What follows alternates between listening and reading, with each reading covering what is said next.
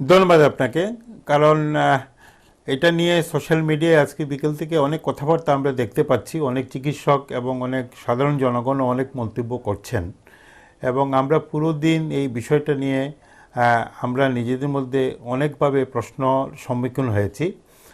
আপনি হয়তো ভালো করে জানেন যে আমি দর্শকদের উদ্দেশ্যে, আমাদের শ্রোতা বন্ধুদের উদ্দেশ্যে বলতে চাই, বা আমাদের সিলেটবাসী এবং সমগ্র বাংলাদেশের সকলের উদ্দেশ্যে আমি বলতে চাই, উসমানী মেডিকেল কলেজ হাসপাতালকে কিন্তু করোনা হাসপাতাল হিসাবে শনাক্ত করা হয় নাই, বা এটাকে কোনো ডেজিগনেটেড করোনা হসপিটাল হিসাবে ডিক্লেয়ার করা হয় নাই।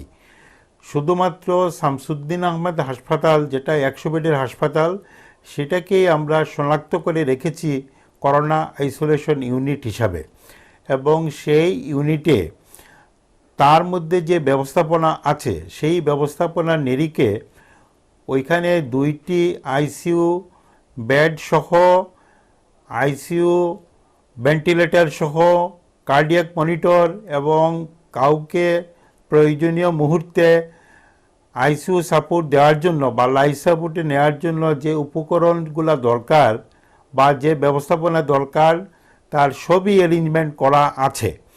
এটা হয়তো একটা ভুলভাবে একটা মেসেজ মানুষের মধ্যে গিয়েছে। এটা আমরা আজকে থেকে 20 দিন আগে আমরা করে রেখেছি। কারণ শামসুদ্দিন আহমেদ হাসপাতালে কোনো সেন্ট্রাল অক্সিজেন সাপ্লাই সিস্টেম নাই।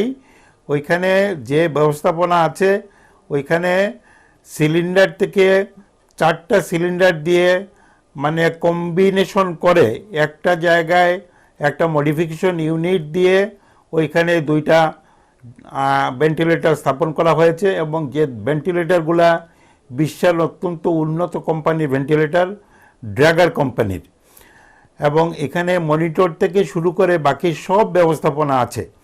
আমাদের যে চিকিৎসক, সম্মানিত চিকিৎসক, যিনি করোনাতে সিলেট প্রথম শনাক্তকৃত হিসাবে পরিচিতি পেয়েছেন বা শনাক্ত হয়েছেন বা দুর্ভাগ্যের শিকার হয়েছেন বলে আমি মনে করি, ওনার প্রতি আমাদের সকলের সহানুভূতি আছে।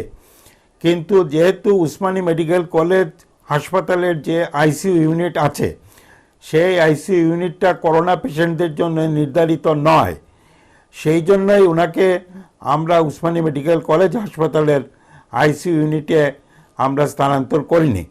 এবং এখানে বলা প্রয়োজন যে উনি আজকে যখন শামসুদ্দিন আহমেদ হাসপাতাল থেকে ঢাকার উদ্দেশ্যে রওনা হন, তখন পর্যন্ত উনার আইসিইউ সাপোর্টের কোনো প্রয়োজন ছিল না। উনার শরীরের অক্সিজেনের যে মাত্রা থাকার কথা, সেই মাত্রা বজায় ছিল শুধুমাত্র অক্সিজেন সিলিন্ডারের অক্সিজেনের মাধ্যমে।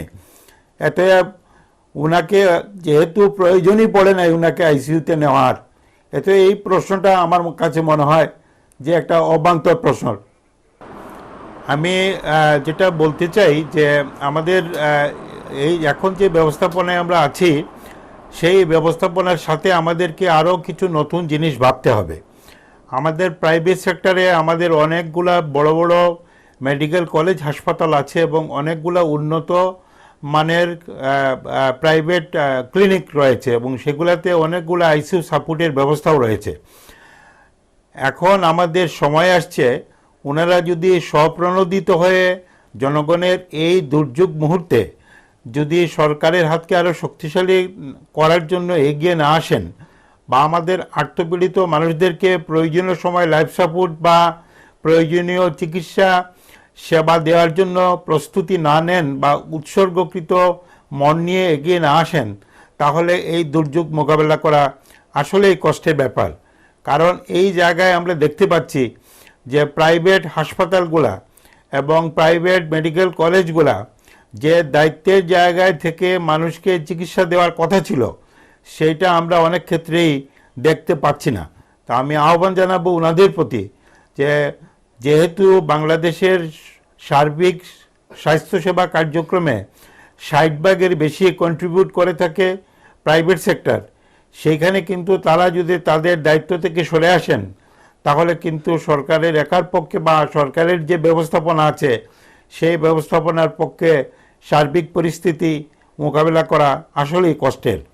আমাদের দিক থেকে আমাদের সরকারের পদক্ষেপ, সরকারের কর্মসূচি, জনগণকে সাহায্য করার জন্য সরকারের যে সদিচ্ছা সেটার কোনো কমতি আমরা দেখতে পাচ্ছি না।